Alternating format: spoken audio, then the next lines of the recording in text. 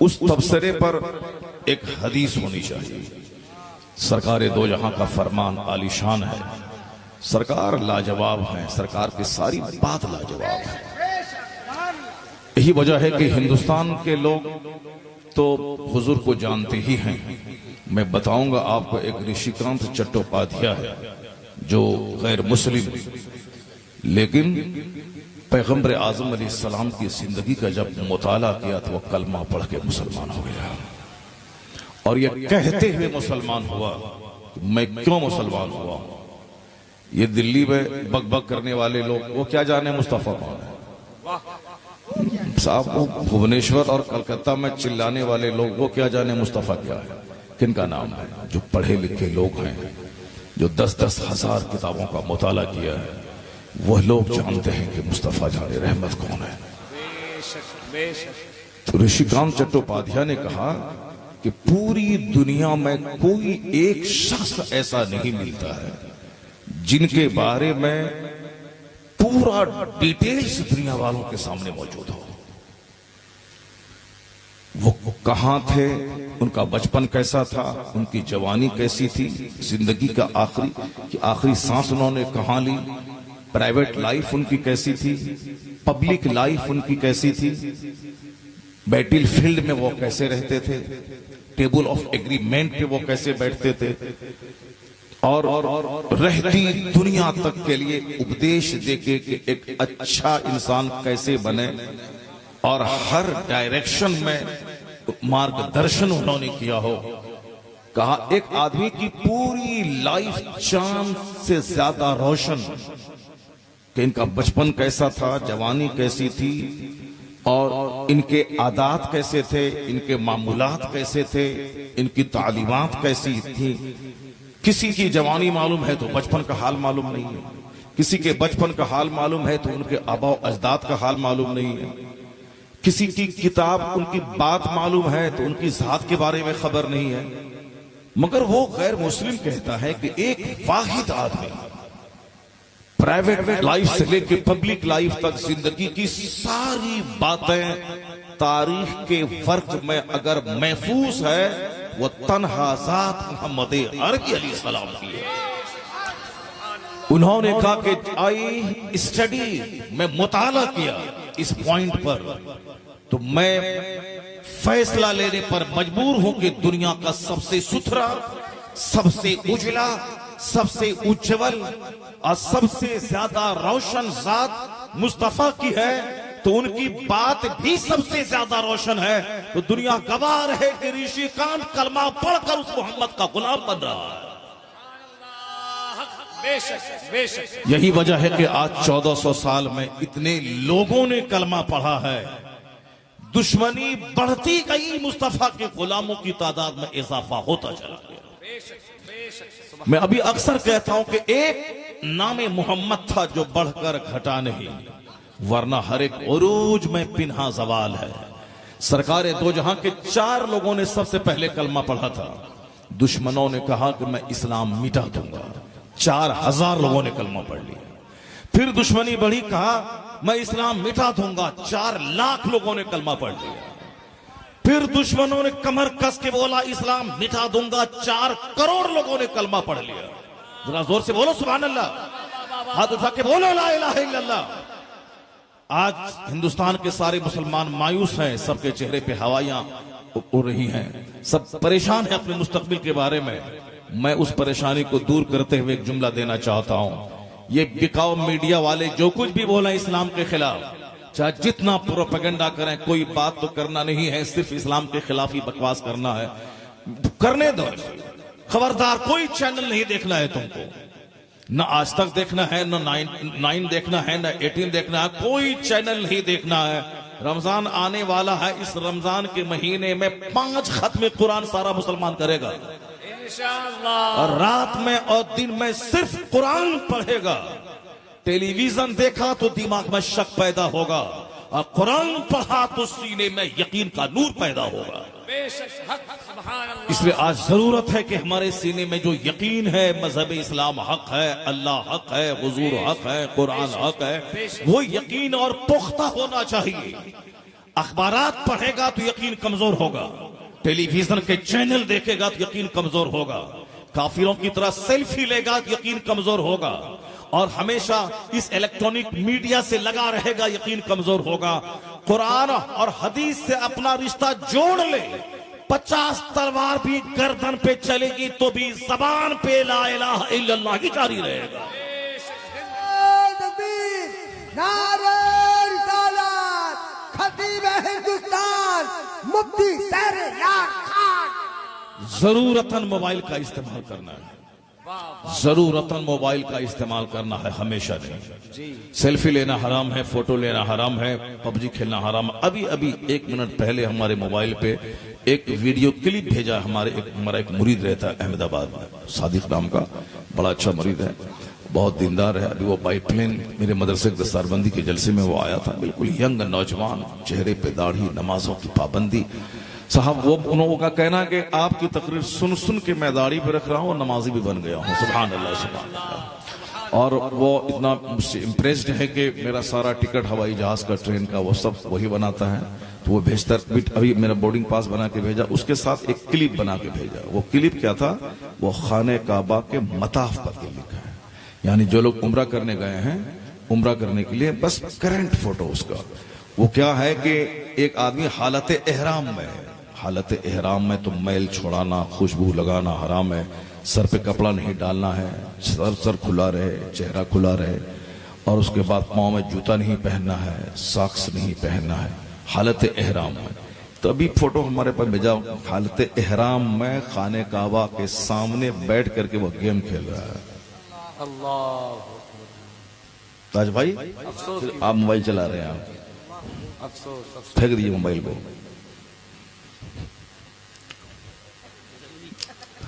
खाने काबा के सामने अभी बस 2 मिनट पहले मैं बैठा, पीछे बैठा, वो देखा क्लिप भेजा उसने, क्योंकि वो जानता है कि मौलाना साहब खराबियों के खिलाफ बोलते हैं, बुराइयों की इस्लाह करते हैं, हर खराबी पे नजर रखते हैं, इसीलिए उसने भेजा हमको, ताकि ये लोगों के सामने बयान करेंगे हालात कितने खराब हो गए कि खाने काबा के सामने बैठ के गेम खेल रहा हो, और वो भी हालत एहराम में खेल रहा है, हालत एहराम में खेल रहा है।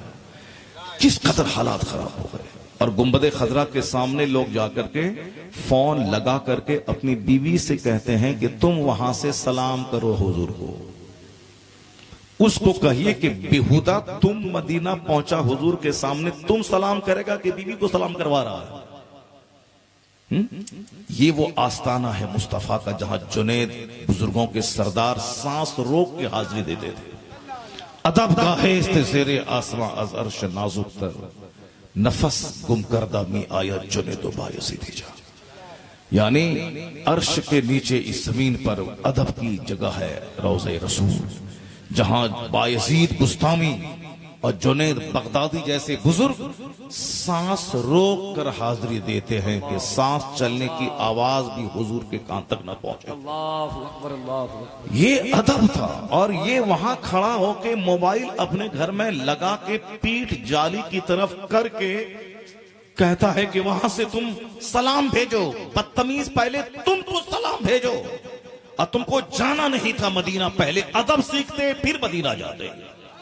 इसलिए आला हजरत ने 70 साल पहले कहा था कि हरम की जमीन और कदम रख के चलना, अरे सर का मौका है वो जाने वाले।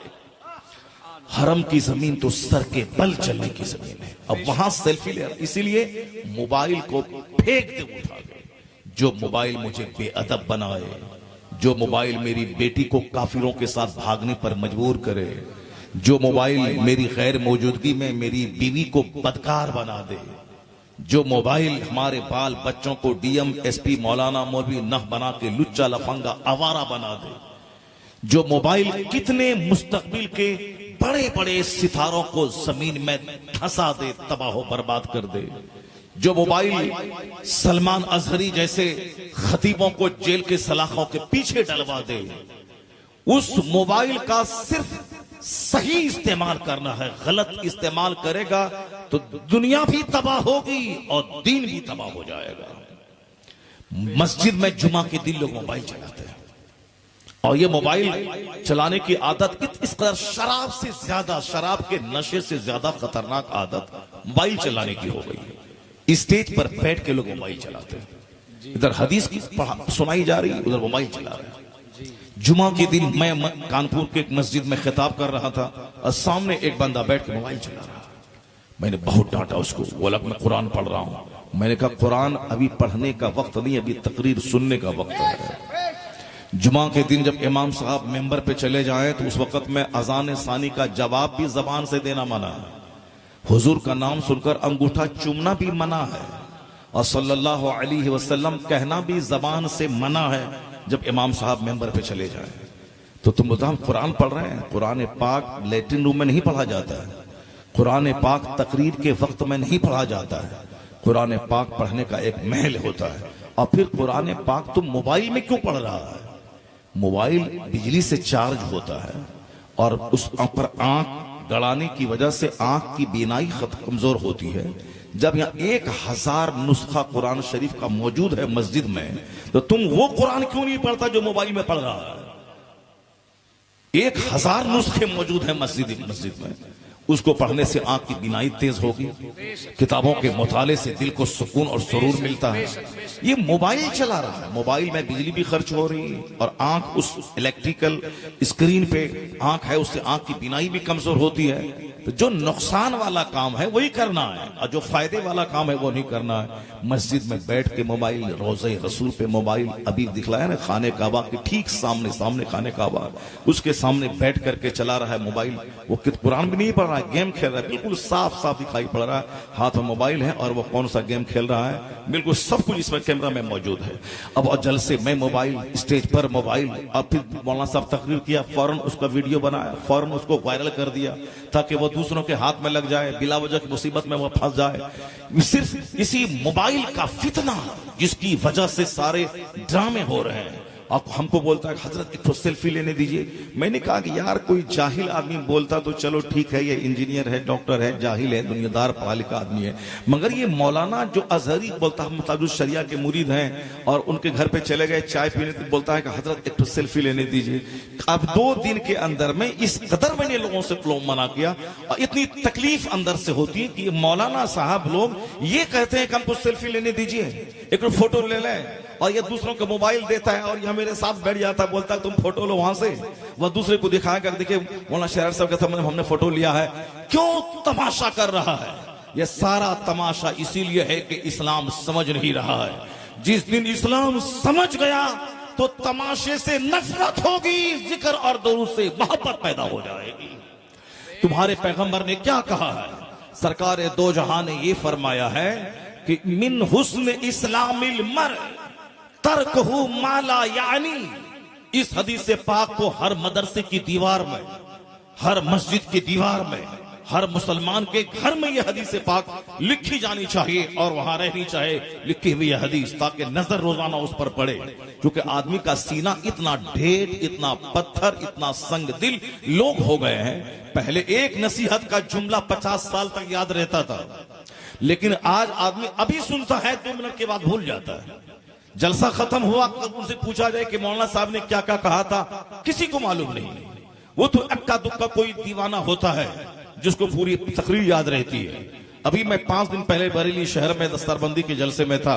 एक पुलिस का मेजर जनरल मेजर था वो, जिसका मकान पूना में भी है, बरेली में भी है, उसकी बेटी MBBS डॉक्टर है, वो साहब बड़ोदरा में है। वो हम कब जाने उसको, सामने वो मजलिस में बैठा हुआ था। दूसरे दिन मैं रात ही में निकल गया बरेली से दिल्ली एयरपोर्ट के लिए। एयरपोर्ट पे जब मैं पहुंचा हूं टर्मिनल 2 पे, तो वो भी मेरे सामने खड़ा हमको देख रहा था गौर से। कहता हजरत आप ही तकरीर कर रहे थे रात में वहां फ्लाइट के लिए बरेली में। मैंने कहा फिर आप कहाँ थे? कहा मैं भी तो सामने बैठा हुआ तकरीर सुन रहा था और मुझको भी फ्लाइट पकड़नी थी, इसीलिए मैं आ गया, रात में वहां से चला, मैं आ गया। अब वो हमारे पास बैठ करके चूंकि बहुत खुश हुआ था, बहुत अच्छी तकरीर उसको सुनने को पहली बार मिली थी इस्लाम और साइंस के टॉपिक पर, वो बहुत देर तक बैठा रहा। अब मुझको ही मेरी पूरी तकरीर वो सुनाता रहा। माशाअल्लाह, सुभान अल्लाह। भाई साहब, आपने ये कहा कि मेगा टेट तेजासेन थाईलैंड यूनिवर्सिटी का प्रोफेसर किस आयत को सुनने के बाद वो कलमा पढ़ा। आपने ये कहा था कि हाफिज कारी आलिम को साथ साथ में इंजीनियर भी बनना चाहिए, डॉक्टर भी बनना चाहिए, अंग्रेजी जबान पर पूरी महारत भी होनी चाहिए। और आपने साहब अपनी कहानी बताई थी, और आपने वो कहानी बताई थी, आपने वो हदीस पाक पढ़ी थी। मेजर जनरल पुलिस का रिटायर्ड मेजर है, उसने कहा कि मैं मेजर हूं, मैं रिटायर किया हूं पूना में, मैंने वहां घर भी खरीद लिया है और कुछ कारोबार भी शुरू कर दिया है बिल्डिंग का, मैं वहीं जा रहा हूं, फिर परसों मुझको बड़ोदरा आना है, 1 तारीख को मैं पूना जाने वाला हूं, आप मुझको फोन कीजिएगा, मैं आपसे मिलूंगा, अल्लाह ने बहुत मुझको दिया है। और फिर अब ये बताएं कि जो पुलिस वाला आदमी है वो मेरी पूरी तकरीर मुझको सुना रहा है, और जो हमारा भाई है वो बोलता है कि सेल्फी लेने दीजिए। जो हमारा भाई है पढ़ा लिखा, ये बोलता है सेल्फी लेने दी। वो मेजर नहीं बोला सेल्फी लेने दी, वो पुलिस नहीं बोला कि जरा सेल्फी ले ले आपकी। और जो मौलाना साहब आपको बुलाया था वो मेरा दोस्त है, और हम उनको बोलेंगे कि अब मौलाना साहब से मुलाकात हमारी मेट्रो ट्रेन और दिल्ली एयरपोर्ट टर्मिनल 2 पे हो गई थी। नहीं, वो तो मुझको तकरीर सुनाता था। कहा जबरदस्त, आपने बड़ा अच्छा खिताब किया, माह रमजान आने वाला है, अब आप मेरे लिए दुआ फरमाएं कि मैं रोजा भी रखूं, नमाज तरावी पढ़ूं, और पूरा कुरान पढ़ूं, और कुरान पाक की तिलावत करूं। तो ये मेजर जनरल ऑफ पुलिस ये समझ गया। और इसी दौरान 2-4 मौलवी साहब भाई से मुलाकात हुई, तो वो बोलने लगा सेल्फी लेने दीजिए। जाहिर सी बात है, जिसका दिल सख्त हो चुका हो वो सेल्फी लेता है, जिसका दिल नर्म है वो कुरान पाक सुनकर आंख से आंसू के कतरे बहाता है। जो मोबाइल हमारे लाखों भाइयों को तबाह कर दिया हो, जो मोबाइल हमारी लाखों बेटियों को फाहिशा बना दिया हो, जो मोबाइल हमारे अच्छे IAS ऑफिसर बनने वाले बच्चों का फ्यूचर डार्क कर दिया हो, उस मोबाइल से जरूरतन रिश्ता रखना। जैसे लेटरिन जाना जरूरी है, लेकिन 24 घंटे कोई लेटरिन रूम में रहेगा तो बवासीर की बीमारी होगी, उसका पेट फट जाएगा, ब्लीडिंग जारी होगी, मर जाएगा वो। इसी तरह से मोबाइल का इस्तेमाल जरूरी है, लेकिन 24 घंटे कोई मोबाइल से चिपका रहेगा तो वह पागल हो जाएगा, उसका दिल मर जाएगा, वो वक्त से पहले ही अंधा हो जाएगा। इसलिए डॉक्टर आज कहते हैं कि कम ख्वाबी की बीमारी दुनिया में बढ़ रही है, लोगों की नींद कम हो गई है, जबकि 8 घंटे की गहरी नींद जरूरी है सेहतमंद रहने के लिए। मगर आजकल लोग 4-3 घंटे भी आता है, सामने मोबाइल है तो बंदा उस वक्त तक, जब तक गहरी नींद में पड़ न जाए, उस वक्त तक मोबाइल चलाता रहता है। मोबाइल चलाते रहने की वजह से आदमी की आंख बीमार हो जाती है, गहरी नींद उसको नहीं आती। इसलिए डॉक्टर कहते हैं अगर स्वस्थ और सेहतमंद रहना है, शुगर नॉर्मल रखना है, बीपी नॉर्मल रखनी है, हार्ट को नॉर्मल रखना है, तो रात में इलेक्ट्रॉनिक सारा सामान अपने स्लीपिंग रूम से अलग रखिए उसको, और बिल्कुल लाइट बंद कर दीजिए, रूम में अंधेरा हो, उस अंधेरे में गहरी नींद आएगी। और जब 8 घंटे की गहरी नींद लेंगे तो दिन भर आप चुस्त और दुरुस्त और एक्टिव रहेंगे। और आपको बीमार बनाने में ये मोबाइल का बहुत बड़ा हाथ है। तो आज लोग कहते हैं कि फजूल मोबाइल न चलाएं, फजूल बात न करें, फजूल काम में न लगे रहे। कुर्बान महान मुस्तफा जाने रहमत अलैहिस्सलाम पे कि 1400 साल पहले जहां उस वक्त न कोई फिजिक्स केमिस्ट्री का माहौल था, न कोई वैज्ञानिक थे, न कोई आइंस्टाइन था, न कोई रदरफोर्ड हेनरी फोर्ड था। उस जमाने में दुनिया का सबसे बड़ा रहनुमा क्या फरमाता है कि मिन हुस्न इस्लामिल मर्इ तरकहु माला यारी। मुस्तफा कहते एक मोमिन के इस्लाम की खूबसूरती, इस्लाम का हुस्न यह है कि गैर जरूरी चीजों को छोड़ दिया जाए, फजूल चीजों को छोड़ दे। फजूल देखना, फजूल बोलना, फजूल घूमना, फजूल दोस्ती करना, फजूल बातों में पड़ना, इन सारी चीजों को छोड़ दे, उसका इस्लाम खूबसूरत हो जाएगा। जिंदाबाद जिंदाबाद। बेशक आज साइंटिस्ट कहते हैं कि मोबाइल का मिसयूज मत कीजिए। आज साइंटिस्ट कहते हैं कि फजूल मत घूमिए। कोरोना काल में पुलिस वाले डंडा मार मार कर बंबई में समंदर के किनारे लोगों को मार मार के घर भेजते थे, घर जाओ। फजूल मत घूमो वरना कोरोना का कीड़ा लग जाएगा। और अभी भी उसका असर है कि रात के 10 बजे के बाद पुलिस वाले घूम घूम कर दुकान बंद करवाते हैं। कहते हैं बिला वजह चंद लड़कों, पहले रात भर लड़के बंबई में रहते थे। कल रात में बंबई से गुजर रहा था तो मैंने कहा कि बंबई में बड़ी शांति बनी हुई है और साहब दुकानें सब बंद है। कहा हाँ, कोरोना काल के बाद से पुलिस वाले डंडा मार मार कर सबकी दुकान 10 बजे से 11 बजे के बीच बंद करवा देते हैं। वरना पहले पूरी रात बंबई में दुकानें खुली रहती थी। 10 लड़के यहाँ हैं, 50 लड़के वहां हैं, 50 लोग वहां पे हैं, यानी पूरा शहर ऐसे ही रंगीन रहता था। मगर मैं कल रात की बात है, जब मैं तकरीर खत्म करने के बाद आराम करने के लिए जाने लगा, मैंने देखा पूरा शहर सन्नाटा। कहां कोरोना काल के बाद पुलिस वाले एक जगह लोगों को रहने नहीं देते हैं, जबकि अभी भी चोरी छुपे लोग रहते हैं। मगर जो आमतौर पर पहले होता था वो नहीं हो रहा है। पुलिस वाले कहते हैं कि बिला वजह घर से बाहर नहीं निकलना है, बिला वजह समंदर के किनारे नहीं टहलना है, बिला वजह दुकान खोल के नहीं रहना, बिला वजह दोस्ती नहीं करनी है। रात में धारा 144 कोई हम 2 आदमी एक साथ नहीं रहेगा, क्योंकि बिला वजह की दोस्ती से फसाद पैदा होता है, बिला वजह की गुफ्तगू से आदमी का दिमाग खराब होता है, बिला वजह की दोस्ती से माल भी बर्बाद होता है और वक्त भी बर्बाद होता है। अब बिला वजह की बात से एनर्जी भी लॉस होती है, बिला वजह की दोस्ती से माहौल खराब होता है, बिला वजह की फ्रेंडशिप की वजह से बदकारियां पैदा होती हैं। तो फजूल ना बोले, फजूल ना खाएं। अभी जब लोग बीमार पड़ने लगे तो डॉक्टर कहते हैं बर्गर खाओगे मर जाओगे, चाउमीन खाओगे सेहत तबाह हो जाएगी, क्योंकि बर्गर खाने वाले को हार्ट की बीमारी ज्यादा हो रही है, चाउमीन खाने वाले को हार्ट की बीमारी ज्यादा हो रही है। डॉक्टर कहते हैं कि इटालियन फूड छोड़ दे, चाइनीज फूड छोड़ दे, ये सारे फूड जो जंक फूड हैं, जो सड़क के किनारे लोग लगाए रहते हैं, 10 तरह का मसाला है, अब उसमें बर्गर है तो चाउमीन है और न जाने क्या क्या सब बन के लोग खाते रहते हैं। वहां पे वही तेल है, दिन भर से वही चल रहा है, लोग खाते हैं, लोगों का पेट खराब हो रहा है, बिनाई खराब हो रही है, हार्ट की बीमारी हो रही है, लोग परेशान हो रहे हैं। डॉक्टर कहते हैं कि सबसे पहले आप फजूल चीजें छोड़ दें, फजूल खाना छोड़ दें, सिर्फ रोटी खाएं और दाल खाएं, चावल खाएं और हरी सब्जी, ग्रीन सब्जी खाएं, हरी सब्जी खाएं। ज्यादा गोश्त भी मत खाएं हमेशा, वो हमेशा गोश्त खाने की चीज नहीं है। गोश्त कभी कभार खाएं, मगर हमेशा सब्जी खाएं, हमेशा दाल खाएं, हमेशा चावल खाएं, हमेशा रोटी खाएं।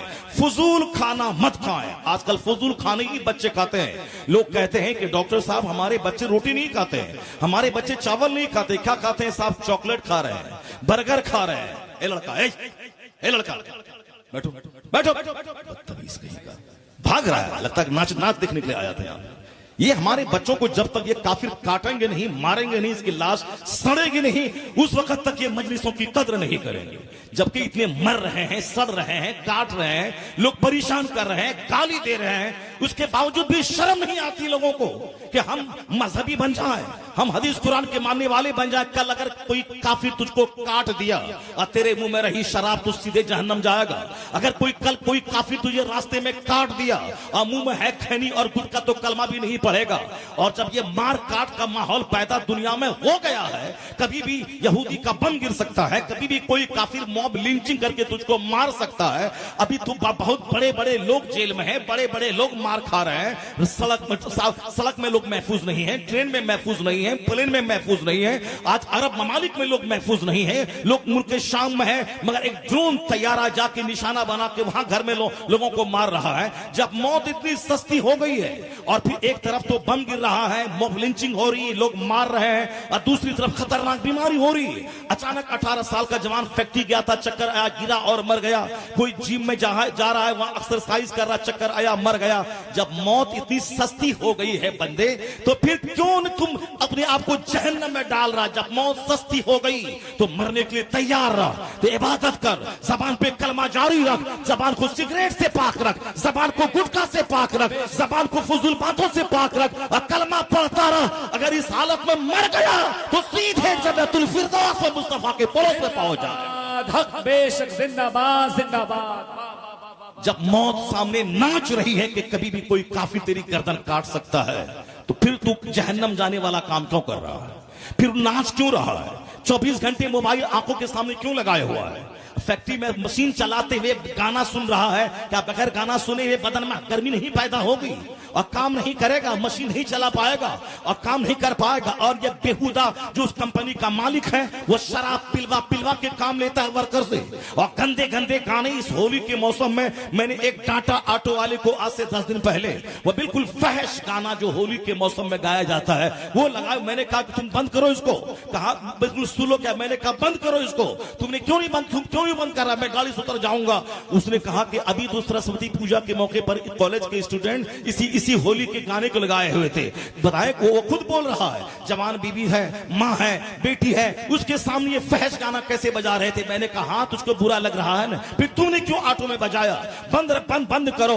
यानी उसे भी अफसोस है कि ये गाना मैं बजा जरूर रहा हूं मगर है ये बेहयाई वाला गाना, बेशर्मी वाला गाना, ये सामने माँ बहन बेटी सब है और कैसे गंदा गाना। डॉक्टर भी सुन रहा है, इंजीनियर भी सुन रहा है, प्रोफेसर भी सुन रहा है। नतीजे में जिसके दिमाग में है कुफ्र, उससे अच्छे काम का सुदूर कैसे हो सकता है। जिसकी सोच गंदी हो जाती है, इसीलिए उसको अच्छा काम अच्छा नहीं लगता और गंदा काम अच्छा लगता है। मैं नमाज पढ़ता हूं तो अच्छा नहीं लगता, कोई शराब पीता है तो वो मजा लेता है।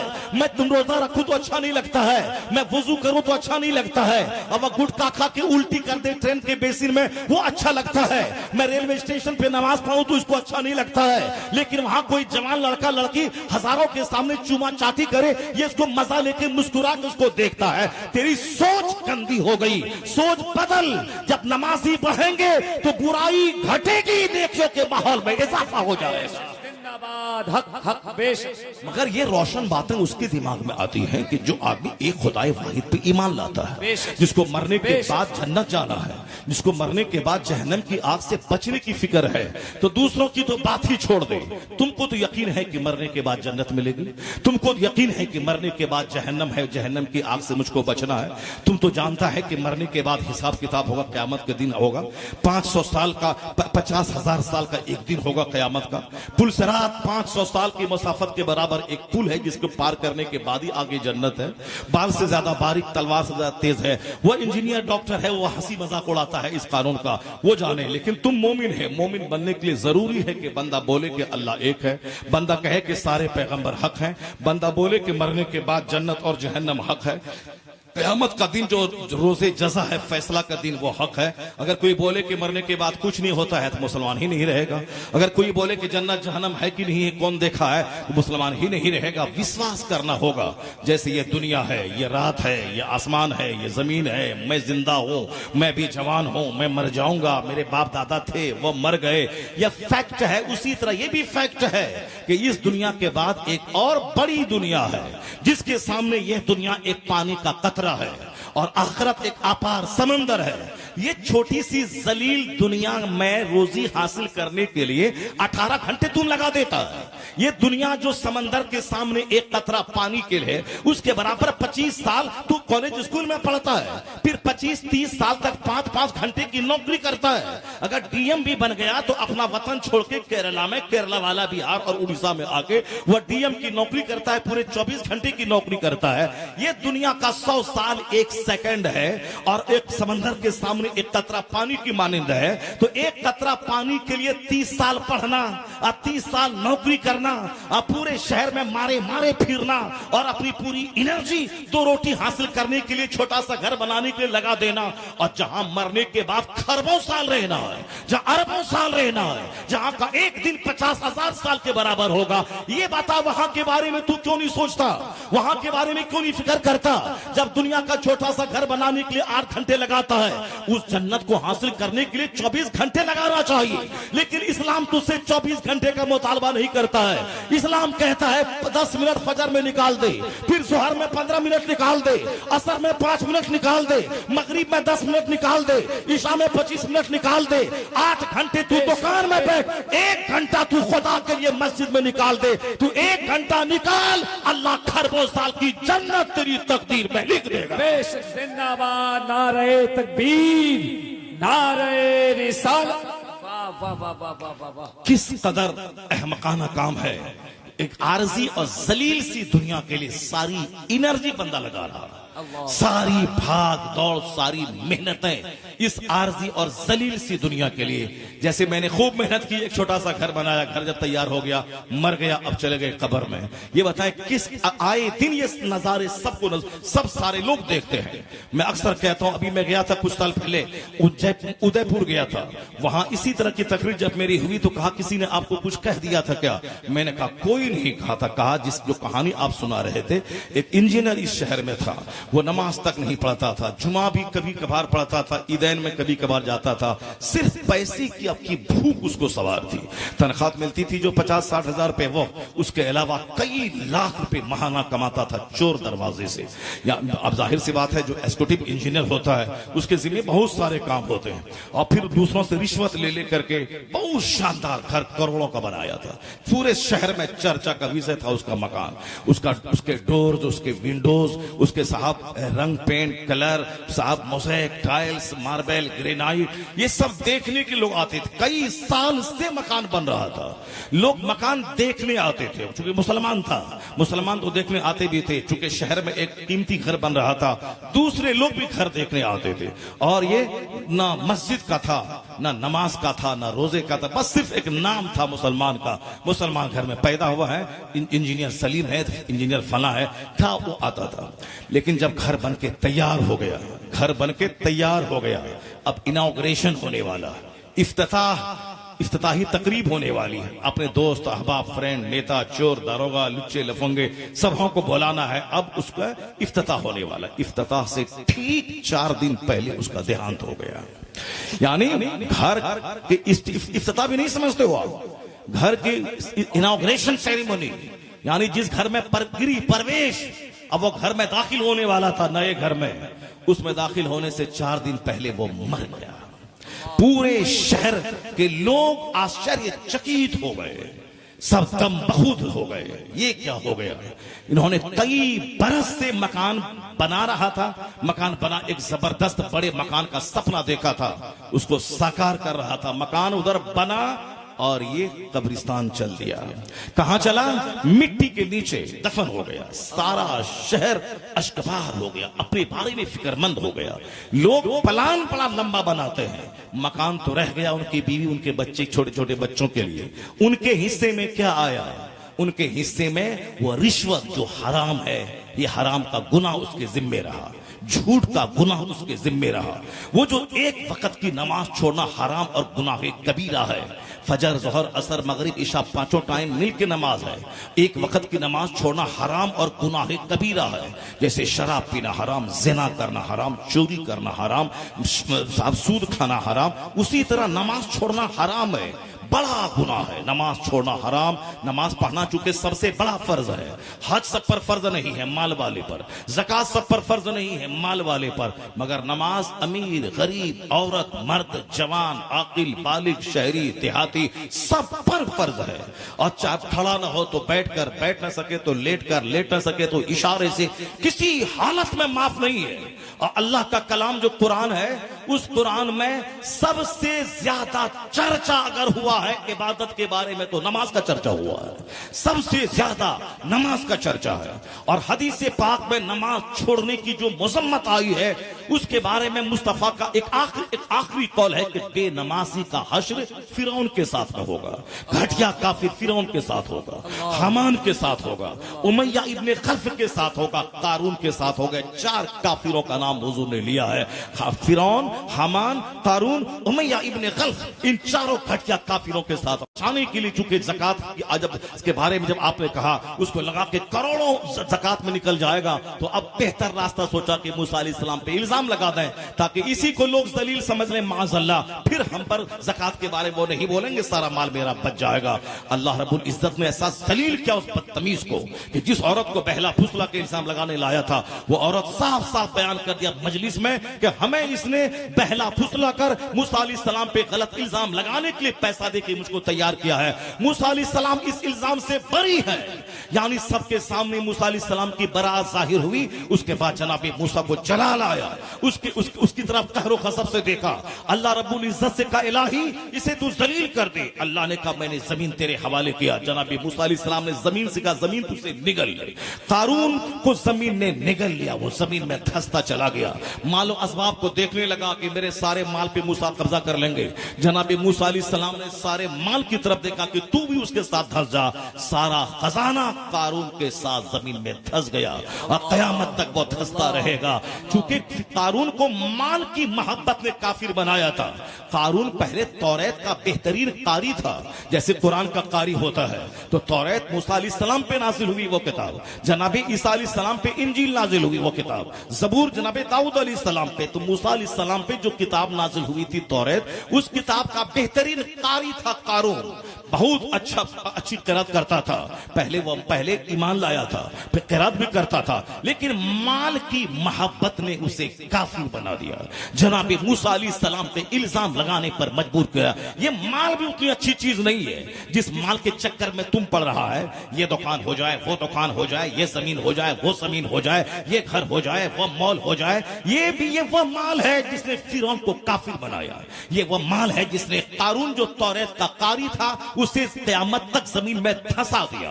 यही वह दौलत है जो अबू जहल को अपनी जिद पे अड़ा रहने पे मजबूर किया। यही वह दौलत और हुक्मरानी की चाहत है जिसने यजीद जैसे सहाबी के बेटे को अहले बैत का दुश्मन और कातिल बना दिया, जहन्नमी बना दिया। यह दौलत है, दौलत दुनिया है, जिसने बड़े बड़े लोगों को काफिर बनाया, उनके सजदे को लूट लिया, उनकी नमाजों को लूट लिया, सजदे की नसरतों को छीन लिया। इसलिए हुजूर ने कहा था दुनिया जीफतुन व तुल्लाबुहा किलाब, ये दुनिया मुर्दार है, उसका तलबगार कुत्ता है।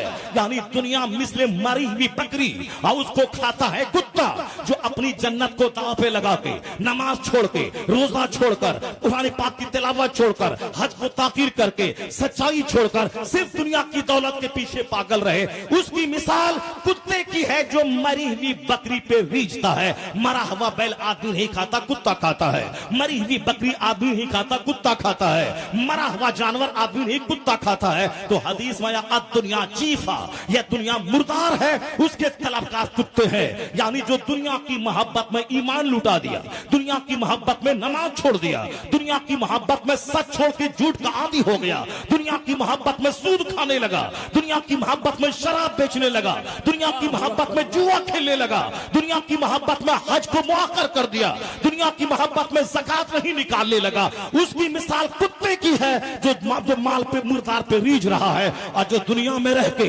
माल भी कमाए हलाल तरीके से, नमाज के साथ माल कमाए, रोजे के साथ माल कमाए, हज के साथ माल कमाए, ज़कात के साथ माल कमाए, हराम और हलाल की तमीज करके माल कमाए, उसके लिए दुनिया मुर्दार नहीं है।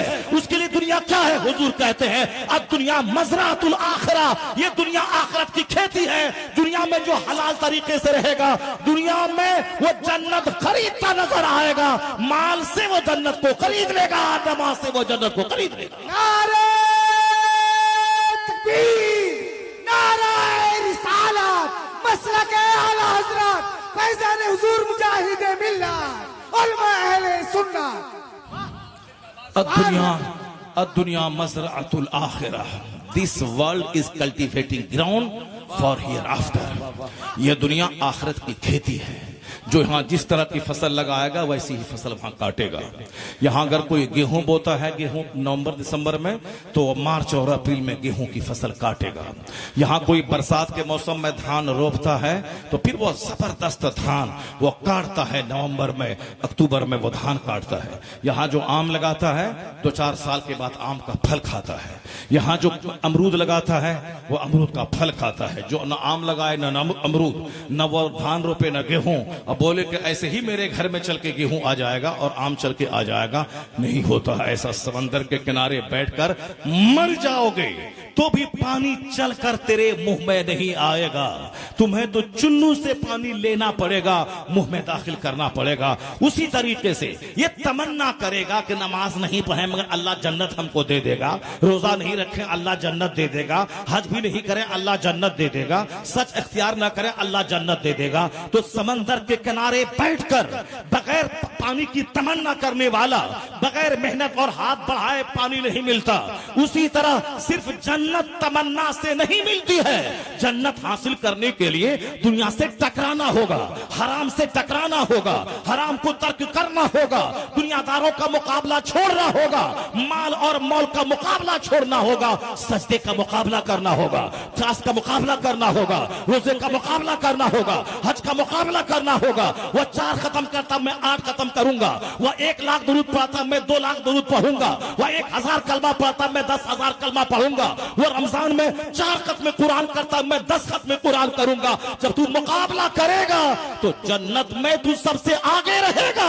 जो यहाँ आखिरत के काम का मुकाबला करेगा जन्नतुल फिरदौस में वो सबसे आगे रहेगा। तकबीर, नारे रिसालत, रंगे कादरी। सिर्फ काफिरों का मुकाबला करना है। मकान, दुकान, गाड़ी, छकड़ा, मॉल, भूल गया कि कुरान पाक का सबसे बड़ा टॉपिक है आखिरत। कुरान पाक का सबसे बड़ा टॉपिक है आखिरत। सबसे ज्यादा अल्लाह के रसूल ने जो कुछ हदीस में कहा है उसमें सबसे ज्यादा चर्चा आखिरत का है, जन्नत का है, जहन्नम का है, पुलसरात का है, जो सारा चर्चा मेरे घर में होता ही नहीं। हुजूर ने कहा था कि मौत को डेली 20 बार जो याद करेगा तो अल्लाह तबारक व तआला उसे शहादत का मर्तबा अता फरमाएगा। 20 बार मौत को याद करने का मतलब यह हुआ कि उनके दिल से तमन्नाएं खत्म हो जाएंगी, उनके दिमाग में ढेर दिन दुनिया में रहने की तमन्ना खत्म हो जाएगी। वो जो दुनिया माल दुकान के पीछे उनका दिल लगा हुआ है, सजदे में मजा नहीं मिलता, हालत सजदा में भी घर मकान दुकान ईंट और साजो सामान करता रहता है, ये सजदे की लज्जत उसको नहीं मिल पाएगी। दुनिया की जो तमन्ना दिल में रहेगी वह सजदे में भी उसको भूल नहीं पाएगा। इसलिए इन तमन्नाओं को छोड़ दे, और इससे जब दिल अटका रहेगा माल से, दुकान से, खेत से, तू सजदे की लज्जत नहीं पाएगा। खाने काबा के पास बैठ करके भी तू दुनिया करेगा। लोग वहां जाते हैं गुनाहों की माफी के लिए, और अक्सर लोग वहां जाते हैं मॉल दुकान गाड़ी छकड़े की खरीदारी के लिए। अजमेरी मोहल्ला में 97 साला फकीर अपना वतन ईरान छोड़ के वहां आया, न जमीन खरीदी न बाग खरीदा, सारी जिंदगी अल्लाह को राजी करने के लिए रात भर सजदा करता रहा और दिन भर इस्लाम की तबलीग करता रहा। आज हिंदुस्तान के करोड़ों लोग उस फकीर के आस्थाने पे बेटा बेटी इलेक्शन में जीत की भीख मांगने जा रहे हैं। ये बताएं, वो फकीर अपना वतन छोड़ दिया अल्लाह के लिए, उन्होंने रात की नींद कुर्बान कर दी अल्लाह के लिए, उन्होंने दिन का चैन कुर्बान किया अल्लाह के लिए, और उनके आस्थाने पे लोग भीख मांगने जाते हैं कि बेटा चाहिए, बेटी चाहिए, मकान चाहिए। लोगों ने जैसी की तैसी कर दी।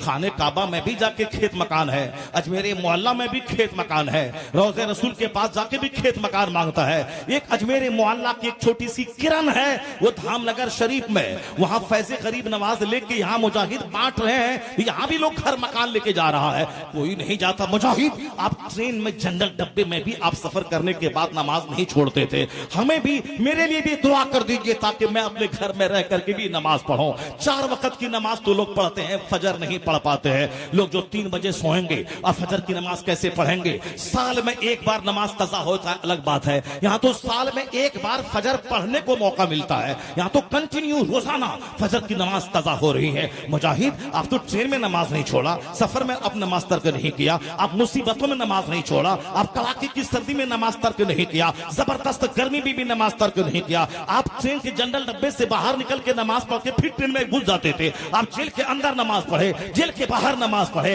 हज के सफर में नमाज पढ़े, हरमैन तैयबैन में नमाज पढ़ा, आपने एक वक्त की नमाज कज़ा नहीं की। इसलिए मुजाहिद, आप मेरे लिए दुआ कर दो कि मैं पक्का नमाजी बन जाऊं। नहीं मिले करोड़ों का मॉल, नहीं मिले करोड़ों बीघा जमीन, नहीं मिले करोड़ों का बैंक बैलेंस, मैं नमाजी बन जाऊं तो मुस्तफा ने कहा है फजर की 2 रकात नमाज दुनिया और दुनिया की सारी बादशाही से बेहतर है, दुनिया के सारे खजाने से बेहतर है। फजर की 2 रकात नमाज दुनिया और दुनिया में जितनी चीजें हैं सबसे बेहतर है। अगर तू ये भीख मांगता, मुजाहिद का चेहरा कब्र में खिल जाता, उनका सीना कुशादा हो जाता कि मेरा मानने वाला ये नमाजों की पाबंदी की भीख मांग रहा है। अजमेर में भी घर और जमीन मांगता है, इस मुजाहिद के पास भी आके जमीन और घर मांगता है, ये बता दे हज की सादत कहां मांगेगा, नमाज की तौफीक कहां मांगेगा, तलावत के मजे कहां मांगेगा, जिक्र का मजा कहां मांगेगा, फक्र कहां मांगेगा, जुहद कहां मांगेगा, जन्नत कहां मांगेगा, जहन्नम से परहेज कहां मांगेगा। ये नापाक दिल को पाक कर, ये दिमाग से गंदी तमन्ना निकाल दे, आलिमों का चेहरा दे, कुरान पाक के वर्क को देख। आने वाला माह रमजान आ रहा है, रमजान में सच्ची तौबा कर ले, तिलावत से दिल लगा ले, इबादत से दिल लगा दे, रात में तहज्जुद पढ़ दे और मान अल्लाह से इलाही, मकान तो तबाह होने वाला है, दुनिया तो छूटने वाली है, 50 खरब रुपए रहे फिर भी छोड़ के जाना है। ए अल्लाह, अपने मुजाहिद के सदके मेरे सीने से माल की मोहब्बत निकाल दे। अगर तू रो के दुआ करेगा, अल्लाह तुझे बुजुर्गों की खैरात अता करेगा, यहां रह के भी तेरा चेहरा जन्नतियों जैसा चमकने लगेगा। नारे तकबीर, नारे रसालत, साइंस साहेब खिताबत। तू पॉलिटिक्स लेके बैठा है कि इस्लाम का क्या होगा, सीएए का क्या होगा, एनआरसी का क्या होगा, हिंदुस्तान का क्या होगा, हिंदुस्तान में क्या होगा, कुछ नहीं होगा। 4 कलमा पढ़ने वाला था, बोला मिटा देंगे, 4 करोड़ कलमा पढ़ लिया, बोला मिटा देंगे 100 करोड़ लोगों ने कलमा पढ़ा। अभी 100 साल पहले बोला था काफिर, इनसे ज्यादा मजबूत था वह लोग, ताकतवर था, पढ़ा लिखा था, बोला मिटा देंगे, मगर उनके नाचने कूदने से क्या हुआ। अभी 200 करोड़ पूरी दुनिया में मुसलमान मौजूद है, उनके नाम के साथ लफ्ज़ मोहम्मद जुड़ा है। ये मोहम्मद अहमद है, ये मोहम्मद समर है, ये मोहम्मद कमर है, ये मोहम्मद शहरयार है, ये मोहम्मद तंजील है, या 200 करोड़ लोग मोहम्मदी गुलाम है, मोहम्मदी फौज है। इसका मतलब यह निकला कि दुश्मनी बढ़ती जाती है, मुस्तफा के गुलामों की तादाद में इजाफा होता चला जाता है। नूरे खुदा कुफ्र की हरकत पे खंदाजन, फूंकों से चरा बुझाया न जाएगा। इस्लाम के बारे में ज्यादा चिंता मत करो तुम, इस्लाम के बारे में कल मर जाओगे तो कब्र में तेरा क्या होगा उसके बारे में चिंता करो। कल कब्र में तुम्हारे साथ क्या होगा, क़यामत के दिन पुरसरात पे तेरा क्या होगा। नेकी बदी तौली जाएगी, नेकी है 1 लाख, बदी है 50 करोड़, उसका क्या होगा। दिन में 1 बार सच बोला, 99 बार झूठ बोला, उसका क्या होगा। 1 दिन हलाल खाया और 29 दिन हराम ही खाता रहा, उसका क्या होगा। बदन में अंग अंग जो हराम से भरा है, जो झूठ से माल कमाए, जो साहब धोखा दे के माल कमाए, उसका क्या होगा। काफिरों को क्यों देखता है, उनका मकान क्यों देखता है, क्यों तरसता है, उनकी गाड़ी देख के क्यों तरसता है, उनकी बादशाहत देख के क्यों तरसता है। तेरे खुदा ने कुरान में क्या कहा, ज़ुय्यना लिल्लज़ीना कफरुल हयातुद दुनिया व यस्खरून मिनल लज़ीना आमनू वल्लज़ीना तक़ौ फौक़हुम यौमल क़यामा। अल्लाह कहता है कि दुनिया की जिंदगी अल्लाह ने काफिरों के लिए सजा दी है और ये कलमा पढ़ने वालों को देखकर हंसते हैं। अल्लाह कहता है अगर तुमने इनके मजाक की परवाह नहीं किया और अगर तुम तकवा के साथ दुनिया में रहे, तकवा वल्लज़ीना तक़ौ, अगर तुम मुत्तकी बन के रहे, गरीबी की आग में जले मगर गुनाह के करीब नहीं गया, तुम गरीब रहे मगर गुनहगार नहीं रहे, मुत्तकी बन के रहे, तो अल्लाह कहता है तू इन काफिरों पे गालिब आ जाएगा। इज्जत तुझको मिलेगी, ताज तुझको मिलेगा, सोने चांदी का कंगन तुझको पहना के सोने के तख्त पे बैठा के तेरी निगाहों के सामने दुनिया के जितने बड़े मुशरिकीन कुफ्फार थे वह सब आग की जंजीर में घसीटते हुए जब जहन्नम में डाले जाएंगे, तब तुझको पता चलेगा इलाही तेरा करोड़ों एहसान कि तूने दुनिया नहीं दी, आखिरत की रुसवाई से तूने बचा लिया, तूने जहन्नम की आग से बचा लिया। उस वक्त पता चलेगा कि कलमा का महत्व क्या है, वहां पता चलेगा मोमिन बनने का मजा क्या है, वहां पता चलेगा कि तेरी गुर्बत का जो लोग मजाक उड़ाते थे उस गुर्बत का इनाम क्या मिल रहा है। यहां तू गाली सुन ले, यहां तू सह ले, गुर्बत की आग में जल जा, गरीब गुर्बत को बर्दाश्त कर ले, यहां जिल्लत को सह ले, यहां गरीबी को सह ले, किराए के मकान पे सब्र कर, छोटी सी दुकान पे सब्र कर ले, छोटी सी दुकान पे सब्र कर ले। हदीस में आया है कि तुम मुख्तसर रोजी पे राजी हो जा, अल्लाह मुख्तसर अमल पे कल राजी हो जाएगा। तू मुख्तसर सी रोजी पे राजी हो जा, अल्लाह मुख्तसर अमल पे राजी हो जाएगा। और तू थकता ही नहीं है, करोड़ों के बाद अरबों चाहिए, अरबों के बाद खरबों चाहिए, खरबों के बाद संखों चाहिए, संखों के बाद महासंखों चाहिए। मुस्तफा कहते हैं कभी पेट नहीं भरेगा तेरा, सोने का 2 जंगल भी तुझको मिल जाए, लौकान वादियाने निमाल, अगर आदम के बेटे को 2 माल से भरे हुए 2 जंगल भी मिल जाए, जाए, लबतगा सलासा, वो तीसरे जंगल की तमन्ना करेगा। ला यमलो जौफ अपने आदम इल्ला तुराब, सिवाय कब्र की मिट्टी के तेरे पेट को कोई चीज भर नहीं पाएगी। जब कोई चीज भर नहीं पाएगी, एक चीज है सब्र जो तुझे आसूदा कर देगा, एक है कनात जो तुझे आसूदा कर देगी। इसलिए सब्र को गले लगा ले। जब 2 जंगल सोने का लेने के बाद भी वहां आसूदगी नहीं आएगी, तीसरे जंगल की तमन्ना रहेगी। 5 बाल्टी पानी पीने के बाद भी जब प्यास बाकी रहेगी, वह प्यास अजाब है। वह प्यास के 5 बाल्टी पानी पिया फिर भी प्यास नहीं बुझी, वह अजाब है। और 1 गिलास पानी पीने के बाद आसूदगी हो गई, वह पानी रहमत है, वह पानी नेमत है। इसलिए ए मुसलमान, जब दुनिया की हवस की कोई इंतहा ही नहीं है, 50 दुकान के बाद 51 दुकान की तमन्ना है, 50 एकड़ जमीन के बाद 51 एकड़ जमीन की तमन्ना है, 50 खरब के बाद और महासंख्यों की तमन्ना है, तो क्यों ये 5 बाल्टी पानी पीने के बाद भी प्यास तेरी बुझ नहीं रही है? क्यों पानी के पीछे पागल है? तो पता चला कि सब्र बड़ी ताकत है, कनात बड़ी ताकत है। तो जिस हाल में अल्लाह रखा है तो उसमें सब्र कर ले, यही तेरे लिए खरबों से बड़ा इनाम हो जाएगा, अरबों से बड़ा इनाम हो जाएगा। यहां सब्र कर मुसीबत पर, कल अल्लाह जन्नत में इनामात की बारिश कर देगा। हर मुसीबत को याद दिला दिला कर इनामात की बारिश फरमा देगा। जिंदाबाद जिंदाबाद जिंदाबाद। वल्लज़ीना तक़व फ़ौक़हुम यौमल क़ियामा, जो दुनिया में अपने आप को गुनाहों से बचाता रहा, क़यामत के दिन यही मोमिन काफिरों पे गालिब आ जाएगा। हमारा सबसे बड़ा हथियार है आखिरत पे इनाम, आखिरत के इनाम पे विश्वास। और जब तक वो आखिरत की बात दिमाग में रहेगी, आप मुतमईन रहेंगे, आप सेटिस्फाइड रहेंगे। उलझनों में आप फांसी के फंदे पे नहीं लटकेंगे, आप जहर खा के नहीं मरेंगे। अगर आखिरत से हटे तो जहर खा के मर जाएंगे, फांसी के फंदे पे लटक जाएंगे। जिस तरह बड़े बड़े फिल्म के एक्टर फांसी के फंदे पे लटक रहे हैं, बड़े बड़े नेता फांसी के फंदे पे लटक रहे हैं। अमेरिका का 4 करोड़ कमाने वाला इंजीनियर, वो अपने बाल बच्चों समेत कुएं में कूद कर जान देगी। आए दिन अरबपति का बेटा जान दे रहा है। कोटा में मेडिकल की तैयारी करने वाला, वह जब मायूसियत में रहता है कि अब हम इंजीनियर डॉक्टर नहीं बन पाएंगे, वो जहर खा के मर रहा है।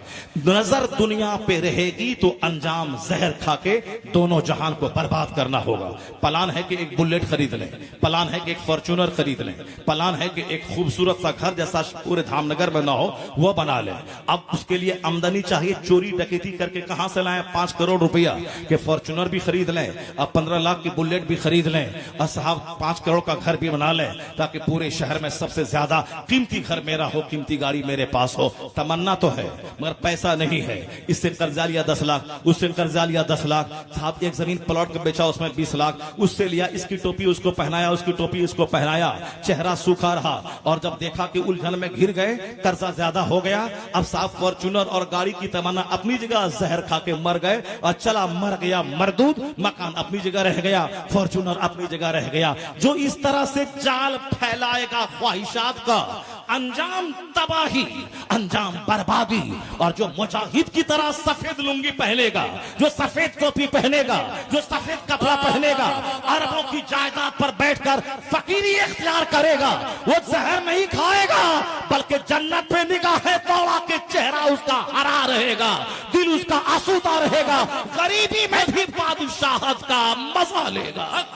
गरीबी में भी बादशाहत का मजा लेगा, गरीबी में भी बादशाहत का मजा मिलेगा। तो खाली मुजाहिदे मिल्लत का सिर्फ नारा नहीं लगाना है, मुजाहिदे मिल्लत ने जैसे जिया है वैसी जिंदगी की नकल करनी है, उसकी जिंदगी से नूर हासिल करना है, उसकी जिंदगी से रोशनी हासिल करनी है। अब हुजूर ने क्या कहा? सरकार दो जहां की हदीस से, कद अफलहा मन Aslam, he became successful who accepted Islam. America का जो बाइडन खसारे में है, इसराइल का नेतन्याहू खसारे में है, चाइना जापान का प्रधानमंत्री खसारे में है, मुकेश अंबानी टाटा बिरला जिंदल खरबों कमाने के बाद खसारे में है। धामनगर का रेडी चलाने वाला 200 रुपए ईंट ढो के कमाने वाला, ये कौन है? मुस्तफा कहते हैं वो कामयाब है, जिसके सीने में इस्लाम है वो कामयाब है। वो कामयाब है, ही बिकेम सक्सेसफुल, वो कामयाब हुआ जो मोमिन हुआ। इसलिए अपने बाल बच्चों की गुट्टी में पिला दीजिए कि ईमान सबसे बड़ी दौलत है। चाहे सोने का जंगल मिले, चाहे सोने का घर मिले, चाहे 50 खरब की कार मिले या दुनिया भर की बादशाहत मिले, इस्लाम के सामने किसी दौलत की कोई हैसियत नहीं है। तो मोमिन कभी नहीं रोएगा घर के लिए, मोमिन कभी नहीं रोएगा मकान के लिए। क्या तू चाहता है कि अल्लाह तुझको काफिर बना के सोने का घर दे दे? क्या तू चाहता है कि अल्लाह हिंदुस्तान का बादशाह बना के तेरे ईमान को छीन ले? क्या तू चाहता है कि अमेरिका के जो बाइडन की तरह तू खरबपति बन जाए और तेरे ईमान को अल्लाह छीन ले और तुझे जहन्नम में ढकेल दे? तू नहीं चाहता है। जब नहीं चाहता है तो अल्लाह ने जो बाइडन ने तुझे मोमिन बनाया है, अल्लाह ने मुकेश ने तुझे मोमिन बनाया है, अल्लाह ने टाटा ने तुझे मोमिन बनाया है, अल्लाह ने अरबपति ने तुझे मोमिन बनाया है। तो मुस्कुराता रह 5 वक्त की नमाज के अलावा और रोजाना 2 रकात नफल अलग से पढ़। इलाही तेरा एहसान कि तूने टाटा नहीं बनाया, मुस्तफा का गुलाम बनाया है। नारे तकबीर, नारे रिसालत, साहिंसाह खिताबत। अगर तुमने रोजाना इस ईमान की कदर किया कि जो अल्लाह ने सबसे बड़ी दौलत दी है, तो अल्लाह यह दौलत को छीनेगा नहीं, इस दौलत को मुस्तकिल और महफूज कर देगा। और जब यह दौलत महफूज रही और मरते वक्त जबान पे कलमा जारी हुआ, तो तुझसे बड़ा धनवान कोई नहीं है, तुझसे बड़ा खुशहाल कोई नहीं है। कद अफलहा मन अस्लमा, whoever accepts Islam attains success। जो इस्लाम लाया वो कामयाब हो गया, वो कामयाबी उसके कदम चूमेगी जो मोमिन हुआ। तो आप किराए के घर में भी बादशाह हैं, आप सड़क पे सोने के बाद ही बादशाह हैं, आप तंबू में रहने के बाद ही बादशाह हैं, नमक रोटी खाने के बाद भी आप बादशाह हैं, मोटा छोटा पहनने के बाद भी आप बादशाह हैं, टूटी चप्पल पहनने के बाद भी आप बादशाह हैं। कुछ नहीं है, सब कुछ अल्लाह ने आपको अता फरमा दिया। कद अफलहा मन अस्लमा, he became successful who accepted Islam। जो ईमान लाया, इस्लाम कबूल किया, वो सबसे बड़ा मालदार है, सबसे बड़ा धनवान है। अपने बच्चों की घुट्टी में इस्लाम पिला देंगे, वो कभी किसी लड़की के चक्कर में काफिर नहीं बनेगा, वो कभी नौकरी के चक्कर में काफिर नहीं बनेगा। अगर 2 4 10 काफिर उसको घेर लिया तो उसके सामने घुटने टेक के वो उसकी बात नहीं बोलेगा कि हाँ हाँ जिंदगी की भीख मांगता हो और तुम हमको जिंदगी बख्श दो, तुम जो बोलवाना चाहते हो हम बोल लेंगे, वो नहीं। हैदर अली ने अपने बेटे टीपू की घुट्टी में इस्लाम पिलाया था, और जब अंग्रेजों ने कब्जा उसकी सल्तनत पे किया और बोला तुझको टच नहीं करेंगे, अपने बाल बच्चों समेत आराम से खाओ पियो, सल्तनत हम करेंगे, तुम आराम से खाता पीता रहेगा, सिर्फ सल्तनत मेरी रहेगी। टीपू बोला गीदड़ की 100 साल की जिंदगी गुजारने से बेहतर है शेर की 1 दिन की जिंदगी। इसलिए मैं अपनी सल्तनत में मैं तेरा चमचा बन के तेरे रहमो करम पे जिंदा रहूं और मैं अपनी जान बचा लूं, मेरे बाल बच्चों को छोड़ दे, मैं बच के रहूं। कितने दिन तक बचूंगा? 10 साल, 20 साल, 50 साल, उसके बाद तो मरना ही है। तो गीदड़ की जिंदगी से बेहतर है कि शेर की 1 दिन की जिंदगी जियो। टीपू ने तलवार उठाई, अंग्रेजों के खिलाफ बिगुल बजाया, 2 4 10 50 100 अंग्रेजों को जहन्नम पहुंचाया और आखिर में नमाज असर के वक्त में अपनी जान जाने आफरी के हवाले कर दिया, शहादत का जाम पी लिया। आज गद्दार सादिक जिंदा नहीं है, आज अंग्रेजों का कमांडर जिंदा नहीं है। जिस मुसलमान ने गद्दारी की, अंग्रेजों से साजबाज करके टीपू की सल्तनत पे कब्जा दिलवाया, वो गद्दार जिंदा नहीं है। जिंदा है कौन? जो शहीद हुआ, वो टीपू जिंदा है। आज टीपू जिंदा है, टीपू का कारनामा जिंदा है। इसलिए ए मोमिन, अपनी बहन बेटी को बता दे, अपने बच्चों को बता दे और खुद अपनी गुट्ठी में अपनी बात को पिला दे कि अगर ऐसा वक्त आ गया और काफिर बोलने लगा कि मेरी बात बोल तुझको बख्श देंगे, उस वक्त तू बोल अगर मैं तेरे कुफ्र बक भी दिया तो कितने दिन तक जिंदा रहूंगा? 10 साल, 20 साल, 50 साल। तो का कुफ्र कबूल करके 20 साल जिंदा रहना, एक गीदड़ की जिंदगी गुजारना, ये भला नहीं है। आज तू चाहता है मेरी गर्दन काट दे, तो मैं 1 दिन की इस्लाम की जिंदगी कुफ्र की हजारों साल की जिंदगी से बेहतर समझता हूं। अगर तेरी गर्दन कट गई तो तू शहीद हो गया, अगर बच गया तो गाजी बन के जिंदा रहा। जिंदाबाद अगर जिंदाबाद। बच गया तो गाजी बन के रहा, बेशक। अगर कट गई गर्दन तो 80 साल का सजदा वहां नहीं ले जाएगा, जहां 1 मिनट गर्दन कटी वहां पहुंच जाएगा। इसलिए आज जब हालात ऐसे पैदा हो ही गए हैं तो अपना दीन ईमान बचाने की फिक्र करो। एक तरफ फिल्में हैं, मगरबी तहजीब है, उरियानियत का माहौल है, औरतों का साहब गैर मर्दों के सामने मटक मटक के चलना, दुपट्टा हटाना, जींस टी शर्ट पहन के ज़िना की दावत देना, हर घर में ज़िना, हर समाज में ज़िना, शहर में ज़िना, देहात में ज़िना, हर जगहों पे ज़िना, ज़िना ही ज़िना आम हो गया। क्योंकि बदन में ख्वाहिशात की आग लगी है, सिनेमा देख देख कर आंख बीमार हो गई है, सिनेमा देख देख कर दिल बीमार हो गया है, लोगों का चेहरा देख देख के निगाहें कमजोर हो गई है। इसीलिए औरतें भी ज़िना के लिए तैयार हैं। 1 मिनट की तन्हाई मिली फौरन आबरू जल के राख हो जाती है। इधर 70 साल का बुढ़ा भी, इसको भी 1 मिनट का मौका मिलता है, इस बुढ़े के बदन में भी गर्मी पैदा होती है और ये भी ज़िना का जुर्म कर बैठता है। दुनिया में है ही क्या आज, दौलत भले ही बढ़ जाए, भले ही 4 लेन की सड़कें बन जाए, भले ही 120 मंजिला मकान बन जाए, दुनिया ज़िना से भर गई है, दुनिया शराब से भर गई है। शराब पीने से भूख नहीं मिटती है, पानी पीने से प्यास बुझती है,